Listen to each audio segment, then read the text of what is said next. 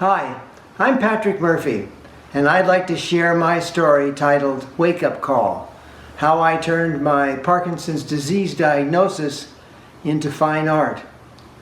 I spent most of my professional life running an advertising agency, and then in 2014 I got this diagnosis of Parkinson's disease.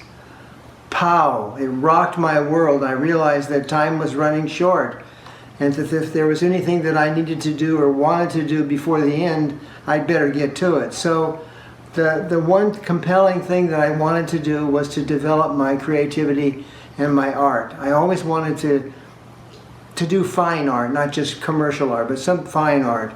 So I took a look at my favorite artists like Van Gogh and O'Keeffe and Monet, and I used them kind of for inspiration, but I didn't want to work the way that they worked. I wanted to develop my own technique, and I've always loved dimensional things, so I decided to create a technique which I call dimensional fine art.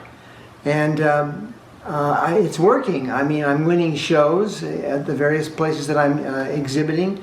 My work is selling. I'm getting commissions from around the country, and it's really very exciting. And even though I've had this diagnosis of Parkinson's disease, I'm doing pretty well against it because of the focus that I have on the art. And I'd like to share that story with the people who come to Tedx Temecula.